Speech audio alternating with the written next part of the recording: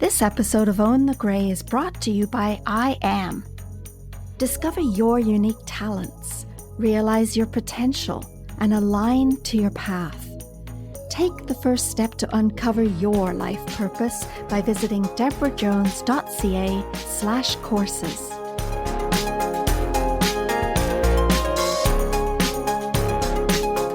Best thing I've ever done. And I've done a lot of stuff that I thought was pretty impressive at the time, but this is so good. It changes who you are. Your confidence level goes up through the roof.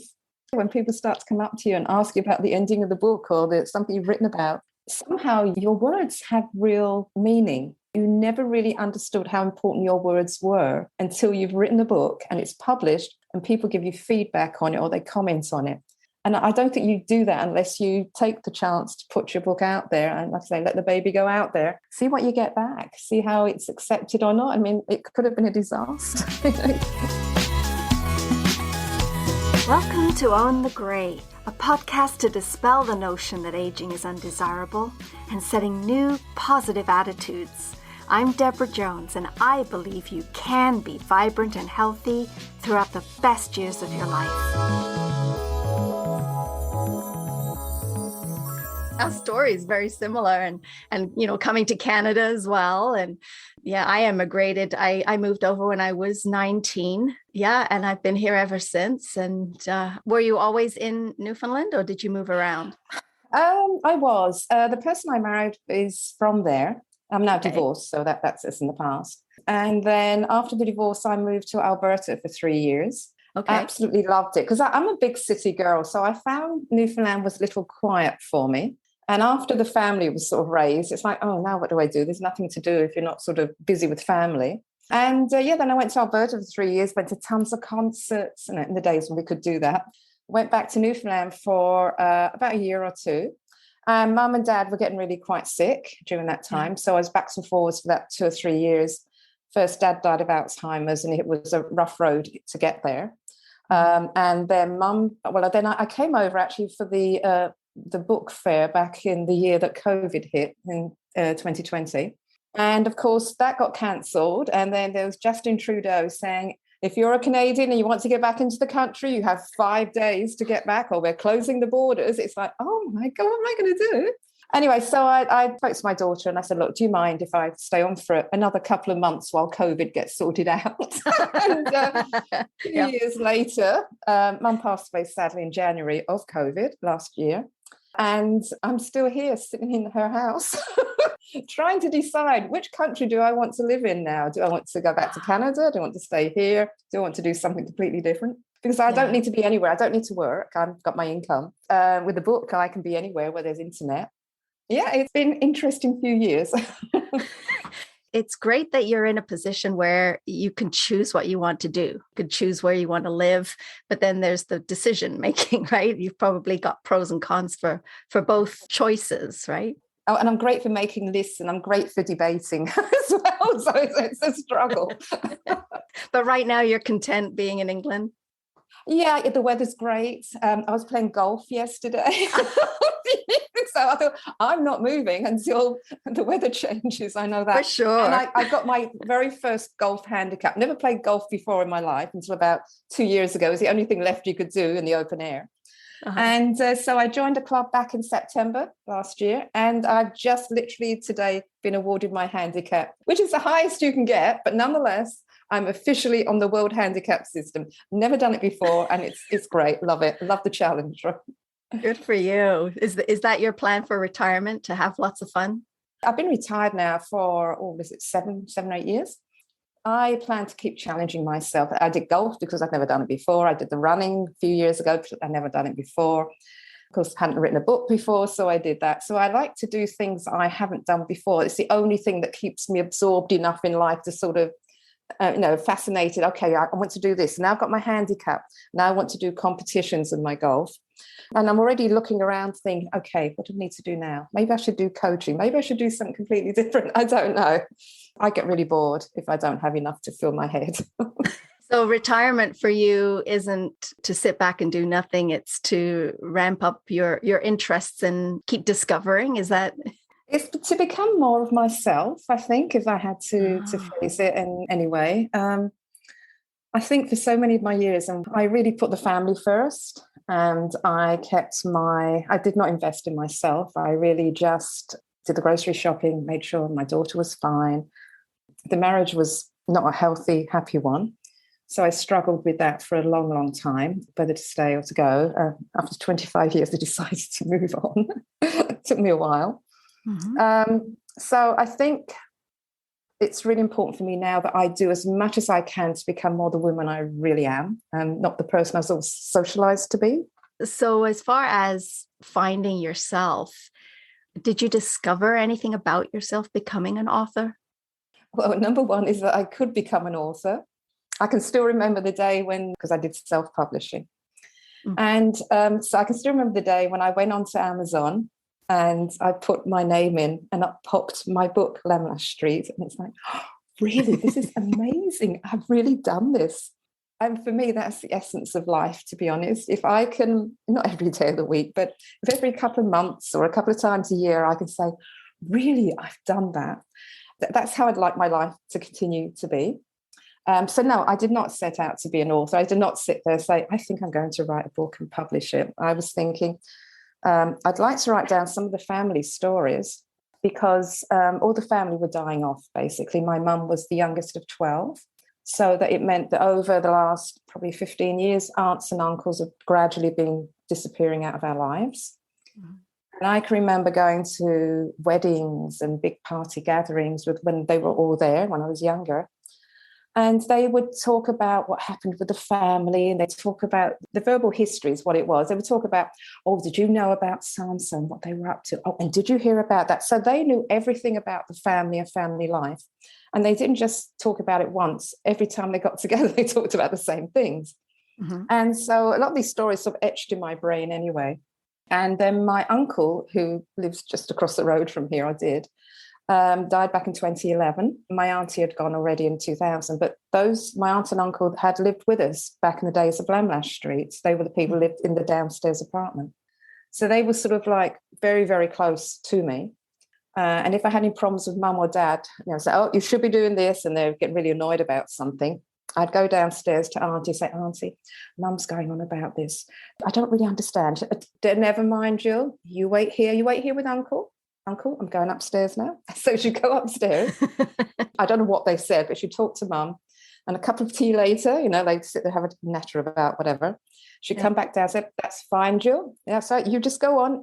Everything's fine. No worries about it. I just go on, and whatever the big thing was I hadn't done, which I really wasn't even understanding in the first place, I was only 10, right, was all sorted out. So they were very emotionally close to me. So I was over here for the funeral, and when I was going through his things, I found a little book with some of his war stories in it.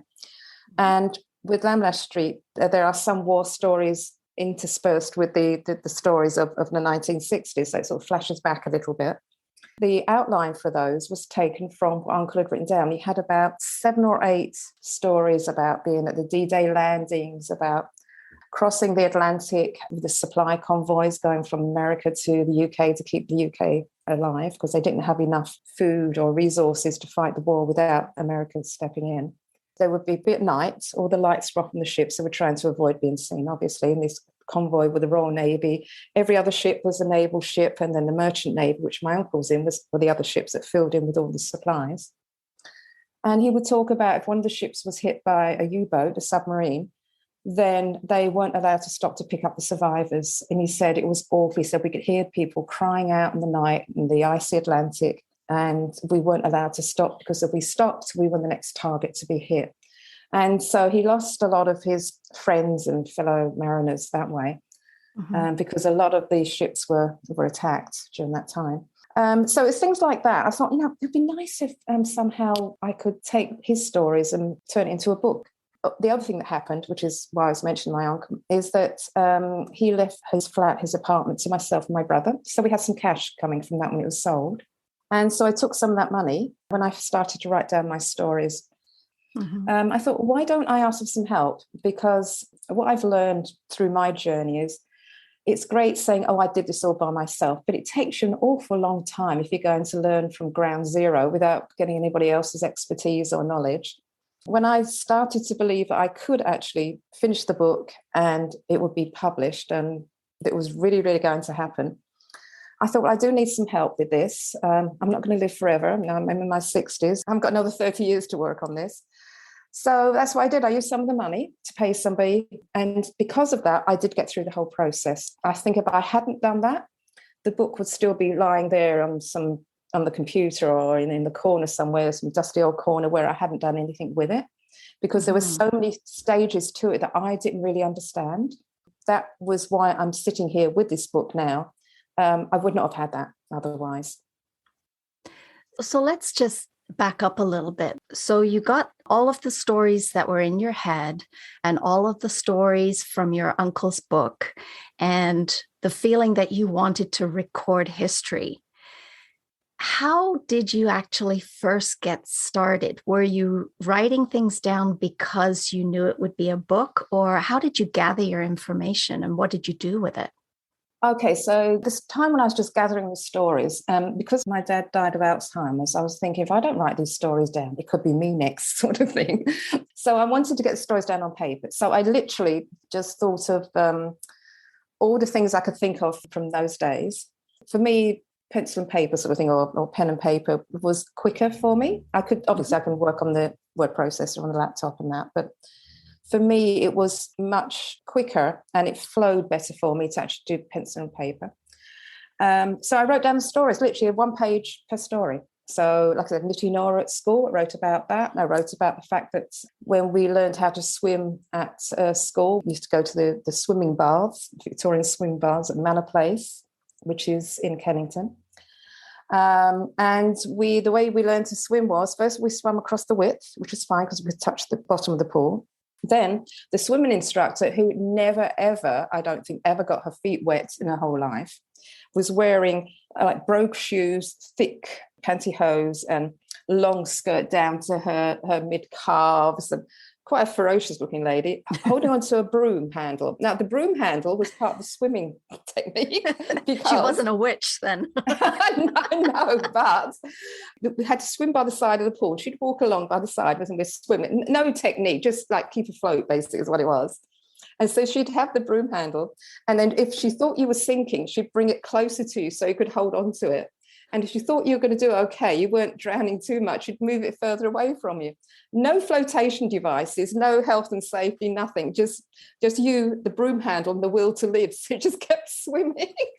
And so those sorts of things. My daughter went to swimming classes, and it's all very, very different now. So I was sort of comparing the two in my head. And so I thought, this is actually an interesting story. I hear, like, with my own daughter saying, oh, Mum, you don't know what life's like for us poor people today, us millennials, and it's tough. But then I thought, you don't know how tough it was back in my day. And if I look back to my mum and my aunt back in World War II, they were literally on the way home from school one day. The fighter pilots were firing on the streets, and they knew they were all civilians. So on their way to school one day, they heard this ack, ack, ack noise. The enemy fighter pilots were firing on the pavement, the sidewalk that they were walking down. And they had to dive into the library to avoid being killed on the way to school one day. And so I wanted people to get a perspective. I know it's not our way of life anymore, thankfully. But I think it's always important that we understand that each generation has its own challenges. The ones now are very different from the ones then. I hear people saying, oh, the pace of life is changing so quickly now. And yes, that's true. But if you read a diary of somebody back in the 1900s, they were saying exactly the same thing, although relatively it wasn't as quick as it is for us. But then we're better educated, we have more resources at our fingertips, and they didn't have as many. So relatively, I think each generation has its own challenges. And the thing that I learned from the book really about these challenges is what gets you through all of this is the people that surround you. That's the thing that gets you through all these challenges in life to this very day. COVID, prime example. What did we miss the most? We couldn't give people a hug. We couldn't sit in the same room as somebody. a relative comes to the door of the house, you're standing there with your coat on, they're standing there 6 feet away with their mask on and their coat on. You couldn't touch, you couldn't even see their face, you couldn't see them smiling. So those people are really important to us, the right people. I mean, there's the wrong people out there as well, but the right people is what gets you through everything. And I think that applies equally well today. Mm-hmm. So it sounds like your book is a collection of stories that are not just stories for the sake of telling a story, but it's stories to give context and to give perspective. So whatever age you were with, whatever the chapter is that you were working with, can write from a perspective that other people may have had the same perspective, so they can enjoy the words and recount their own experiences. But those that, like, for instance, your children or different generations, can get an idea of what life is like for other people rather than just from their own perspective. So it sounds to me that writing the book is a way to record history, but the beautiful thing about writing a book and being able to write a book is you can write your own perspective. If we talk about the art of writing and the process of writing a book, I believe that there are many people that have thought, I have a book inside me, but I don't know what to do first. The technical way I wrote it. So I started off by just writing the stories down. And then when I had probably about 20, 25 stories, I was trying to work out, how do I tie this all together? I mean, because I didn't want it just to be like a diary of I did this today, that tomorrow. So that's when, as I said earlier, I had access to some finances. So I had a book coach work with me. And the book coach, who actually writes screenplays as well, so he was quite good at his work. He said, why don't you have Uncle's stories as a flashback? And he said, you tell me you absolutely love Christmas, so why don't you bookend the story with Christmas, beginning that starts with the Christmas and ends with Christmas, which is fantastic. And he said, now the other thing you have to do, he said, you have to find a line that's the washing line, if you like, that's going to tie all these stories together, so you can hang your stories on this line that's going to be the whole storyline of the book. And he said, if you do this with the storyline, he was saying, now you're going to have something that's going to be a page turn. He said, why don't you have some romance in the book? And I said, what? First time writing.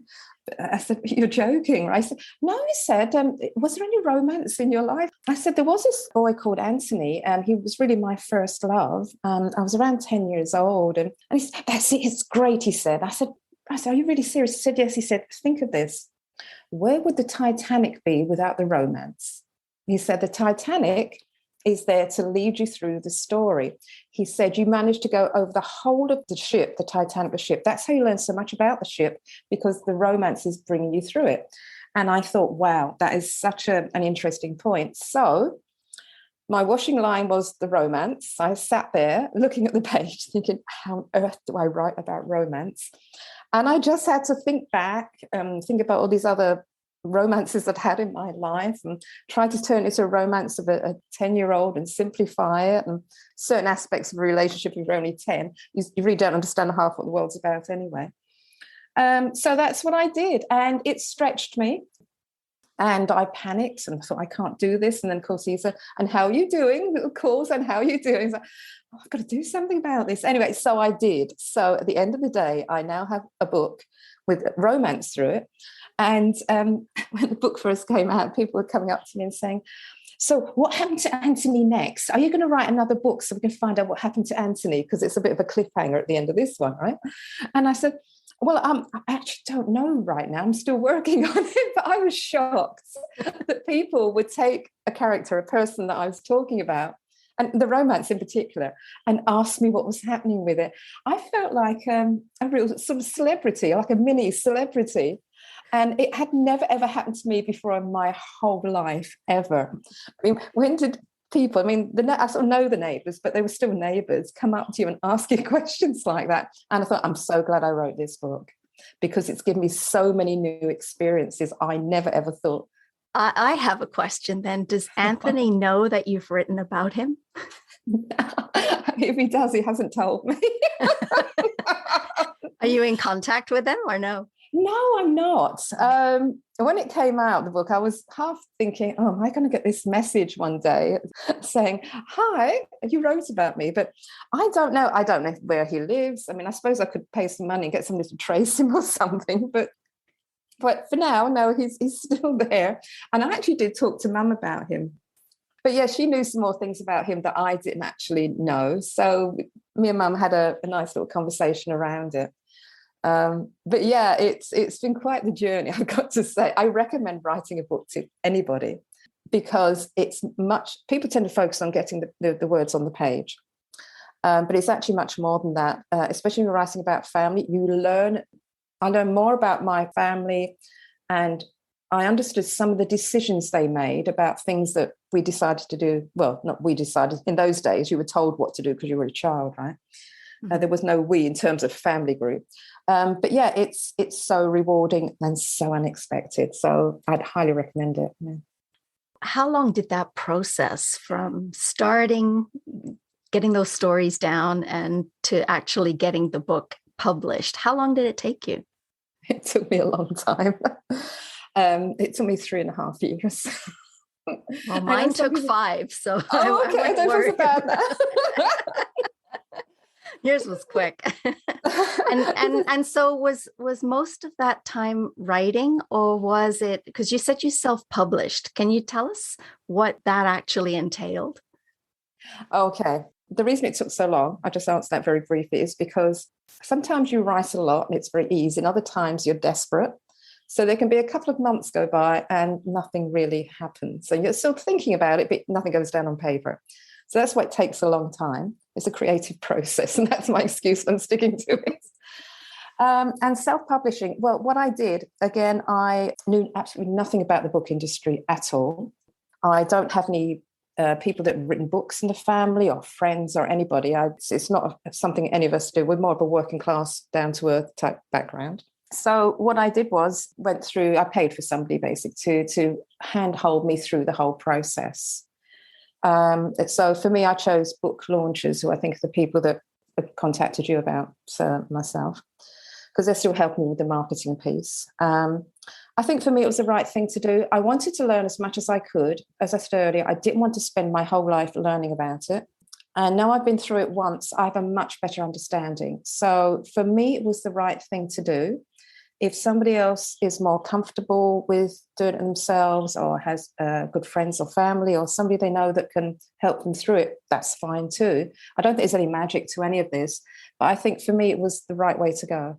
So I asked for professional help, and I was so glad I did, because I had access to design artists for the front cover. They gave me feedback on it. I got a lot of feedback that it would have taken me forever to have gotten any other way. And probably even now it would not be published, I would say. So it kind of fast-tracked the whole process for you so that you could get working on your next book, I guess. That's right, yes. Being an author myself, the reason it took me 5 years is because I wanted to learn about that publishing industry. And there's a lot to learn. And I was willing to put in the time. I mean, I didn't have any deadlines for myself. And so I learned about all of that, and I had to do all of that and get my own ISBN number and get my own book cover and all of those kinds of things. But there is a lot to learn. And unless you're really into that, then I agree, pay somebody to do it, and get it fast tracked so that you can get your book on the shelves and get people reading it. That would be my advice too.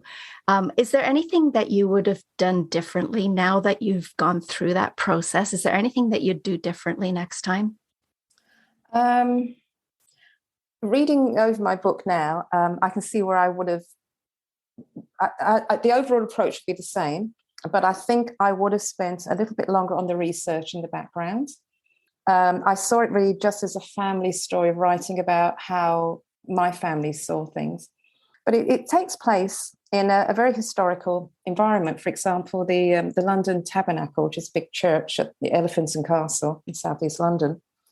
is on the site of the Southwark martyrs who were burned at the stake because of their religious beliefs back in, I think it was Henry VIII's time. So there's a lot of historical buildings and history. And I wish I had put a little bit more of that into the book, because I think it would have added a little bit more context for it. But I think at the time when I was writing it, other than the fact that, you really just want to get the book done at some point, it is really more of a family story, which takes place in a historical district.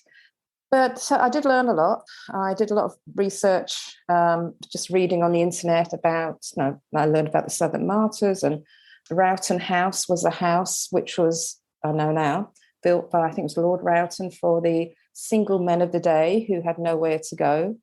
And so it was basically what we call like a rooming house now. So I wasn't aware of that as a background. All I knew in my day was you didn't go anywhere near there because that's where the street people were. And Mum said very clearly, you don't go anywhere near the street people. There's a lot of social issues, as there still are, drugs and alcohol and so on in the day. So I would have done that differently. But overall, I don't think so. I think it is what it is. I did my best. And I think if you keep second guessing yourself, you're never going to let the thing go out there anyway. It's like you have your baby, it's born, you just let it go out there and do what it's going to do, That's exactly it. I mean, I would say that I'm a perfectionist. And so I got to the point where my book was done, but I didn't press send because there's always something that you can improve upon, and there's always little tweaks and things like that, and I think there was a time where I just had to bite the bullet and just press send, and as you said, the baby is born, right? Once the baby is born, there's nothing you can do except enjoy it, right? And whatever it is, and I think the one thing that made me feel that I wanted to just do the self-publishing aspect is because I have control over the manuscript that gets printed. So that if I did find any glaring errors and things like that would shock me and I couldn't live with it for the rest of my life, I could go in and tweak it. So my book's on Amazon, and then I just upload the tweaked version for the next ones that get printed. So that was really my kind of cushion to tell myself it's okay, you can just publish now, right? So that's why I chose self-publishing, because you have a little bit of control for those that like to have control. That's exactly why I also went self-publishing route as well, because I didn't want people, because they really, the publishers, from what I understand, will see your book as a commodity. And so once you sign it over to them, they can give it the spin they want to, depending on how the book sales go and so on. But I wanted it to be completely mine. And so I had to set up, I had to get a self-publishing company name as well. And it's on the corner edge of the book here, which is actually, it's a circle, but inside is a little red taxi. My dad was a London taxi driver. And he had a red damask, dark red coloured taxi, which is very unusual for the day. And so my publishing company is called Red Damask Publishing. so it was a little bit fun. But it's really, as you say, it's really totally mine. I own everything about it. And it's exactly what I wanted. What I have out there is exactly what I would want, basically. Nice. So let's just talk a little bit about the editing process. Did you edit as you wrote, or did you just write and then hand it over to someone? What did you do? I too am a bit of a perfectionist, and I did have a professional editor at the end, but I wrote down what I wanted to feel would be a good storyline, and I read it and reread it and reread it and reread it. The book coach I was working with would take the things I'd written, ask a few questions or a clarification around a point. Some of it was very London-based, and if you're from a different culture, it wasn't as obvious what I was referring to. So then I go back and I sort of rework that piece. But I think I must have read the book about 40 or 50 times in total. So I didn't just say, okay, I'm just going to write down random words and this is sort of close enough. I'd go back. I guess I was editing constantly, in a sense, because I wanted it to sound right. I wanted it to look right. I wanted the vocabulary to reflect the words at the time. So I was editing as I went, and then I had a professional editor when it was ready, before it went out to final print, just to make sure there's no glaring mistakes. Because you don't see the book after a while because it's in your head so much. You're not really reading off the paper. I think it's still in your head. So you miss some things. You do need somebody who's never seen the book before to go through and give you some feedback as well. Mm-hmm. Yeah, with my book, I had 2 editors other than myself because everybody's got a different perspective. And as you said, the things that are normal or easy to understand for the author aren't necessarily that way for somebody who doesn't know you or know what you're talking about. So seeing it from a different perspective, other perspectives, just helps you round things out a little bit, I think. My mother, who also wrote her first book and went through the publishing route, the second book, she did the self-publishing route, and I helped her with that and with some editing. And I remember, because it was a memoir, like your book, and some of the things I didn't get what she was meaning. So we would go back and forth and say, well, is this what you meant? No, this is what I meant. So it is really valid to have different opinions, different eyes to view your work. So the one thing that I was curious about, because it's a memoir and it's about real people, did you need to get your family's permission? How did you handle that? Did you have anybody that wasn't happy that you'd written about your family? There were a couple of perhaps contentious pieces, but they were so far away, so long ago. So, for example, there was a piece in there about my nan, my grandmother, and she was quite a colourful lady back in the day. So we're talking probably the 1920s, 30s. And she had a very difficult marriage. Her husband was a violent drunk, basically. It was all working class London. Nobody had a lot of education or money, no social safety nets at all. If you didn't have any money, you starved. The kids were hungry as well. So very, very rough upbringing for my dad as well and his other 2 brothers. So her husband left her when my dad was 7. And so she raised them. And she spent a lot of time down the pub, to be honest. But if you look at pictures of the day, it wasn't unusual for the parents to be inside the pubs. So, but Dad felt very neglected, I think, in those days. And apparently there were a lot of uncles that used to stay overnight. So she had a fairly active social life, should we say. So that part I really hesitated about, and I showed it to a couple of relatives, and they said, no, it's fine. It was so long ago, it wasn't a worry to anybody. And then when I asked other people about, do you have any stories about those days in the 1960s and so on, most of them came back to me and said, I can't even remember what I did yesterday. What are you talking about? So at that point, I thought, well, okay, I guess I'll just write this down. I checked with my mum, because mum obviously could remember it more so than anyone else. And I checked with a couple of relatives about the facts and the details. And if they had said to me, oh, I really don't want you to write the book, then I would have had a discussion with them. But when I was asking them about, do you remember the days when so-and-so got married and all this sort of thing, if they just, oh, no, I can't remember that. I said, oh, yeah, because I'm going to write a book. Oh, okay, that's fine. And that was the only sort of feedback I got. So based on that, I thought, that's fine. Nobody seems to care one way or the other. I don't think they even believe I'm going to finish this book anyway. They'll never think it's actually going to be out there and anyone's going to actually buy it. So I thought, oh, I'm good. I'm going to go with this. Wow. Did your mom get to read your book? She did, actually. I just printed off the entire book, cover to cover. I was just tired of reading on the computer. I had to read paper and go through and edit and so on.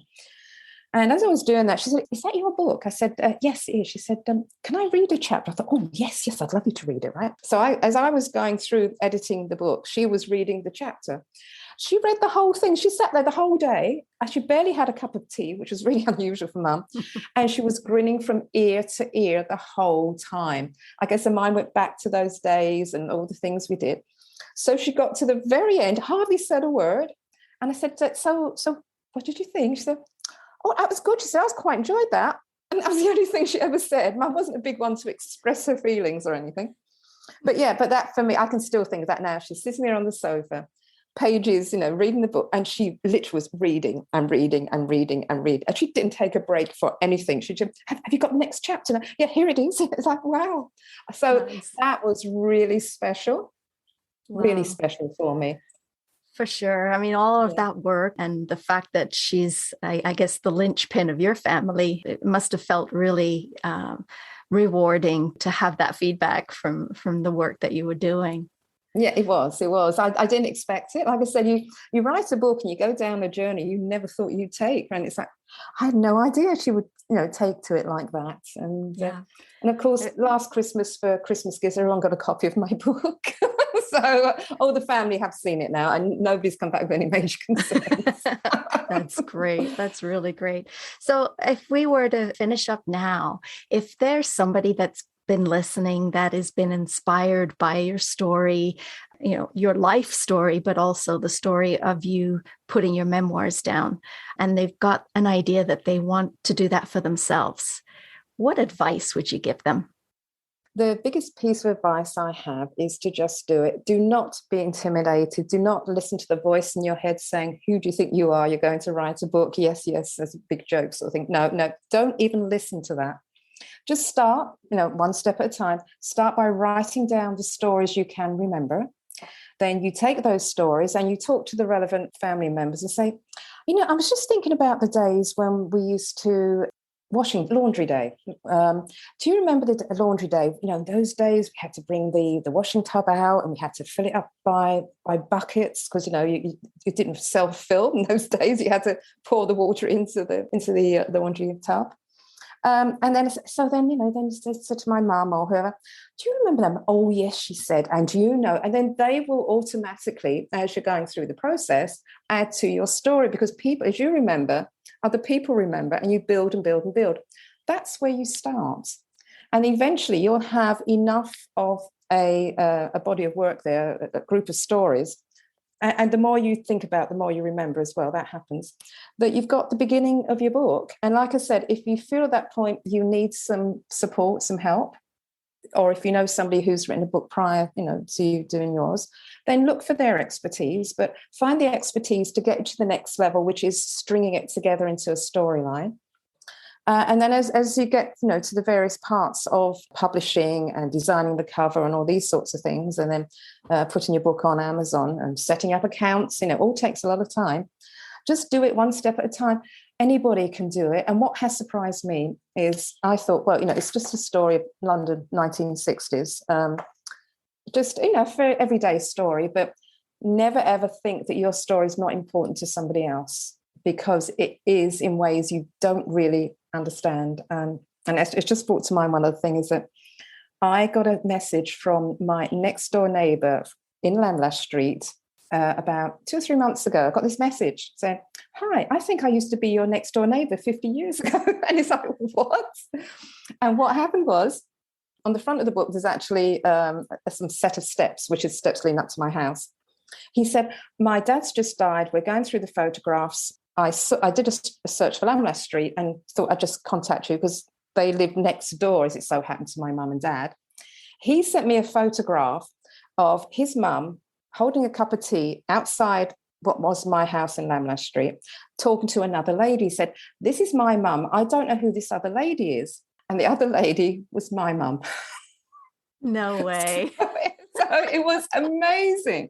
I thought, I'd never in a million years would you think this would happen. And I have a feeling my dad probably took the picture, because my dad was one of these amateur photographers. He took pictures of everything. Nobody in those days took pictures of people standing outside their doors. It was too expensive to get the print developed. Right. The film developed. So I'm absolutely convinced that probably my dad probably took that picture as well. So it was such a lovely, lovely moment. And that's why I'm so happy I wrote the book. Now that you're inspired to write your own memoir, here's a handy step-by-step guide to help you get to the point where you'll hold your baby in your hands. That's the sweetest feeling, and one that I'll never forget. Here are the 8 steps. Number 1, generate memoir ideas. As with anything, starting is the hardest, but once you've started, the rest of the journey is much easier. Start by generating a list of memories. From there, choose one memory that feels the most emotionally charged and begin writing what you remember about it. It's that simple. Number 2, begin drafting. Resist the urge to start from the beginning, and instead, begin with the event that you can't stop thinking about or with the detail that just sticks. The key to drafting is gaining momentum. Beginning with an emotionally charged event or detail gives you the drive you want to start writing. Number 3, aim for the shitty first draft. Now that you have momentum, maintain it. Attempting to perfect your language as you draft makes it difficult for you to maintain your impulse to write. It can also create self-doubt and writer's block. Remember that most, if not all, writers, no matter how famous, write shitty first drafts. Number 4, set your draft aside. Once you have a first draft, set it aside and fight the urge to read it for at least a week. This period allows you, the writer, to develop the critical distance you need to revise and edit the draft that you've managed to write. Number 5, reread your draft. While reading your draft, note what works and what doesn't, then make a revision plan. While you're rereading, ask yourself these things. What's underdeveloped and what's superfluous? Does the structure work? What story are you telling? Number 6, revise your memoir and repeat steps 4 and 5 until satisfied. Every piece of good writing is the product of a series of revisions. Depending on what kind of writer you are and how you define a draft, you may need 3, 7, perhaps even 10 drafts. There's no magic number of drafts to aim for, so just trust your intuition. Many writers say that a story is never truly done. There only comes a point where they're finished with it. I believe that to be true too. If you find yourself stuck in the revision process, get a fresh pair of eyes to look at your writing. It really does help. Number 7, edit, edit, edit. Once you're satisfied with the story, begin to edit the finer things like your language and the details. Clean up your word choice and take out any needless words. Then, once your memoir is ready, publish it. And step 8, celebrate. When you hold that book in your hands for the first time, all the time and sometimes anguish you experienced throughout the process become a vague memory, replaced by the enormous pride and joy you'll feel as you see your name on the book cover. Crack open the champagne and enjoy the rewards of your labor. I appreciate you listening. Thanks so much. Please go to speakpipe.com/Deborah Jones to share what you thought about this episode and what you'd like to hear next on Own the Gray.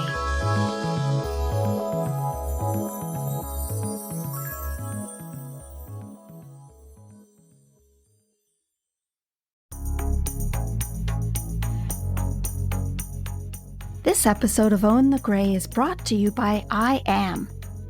Discover your unique talents, realize your potential, and align to your path.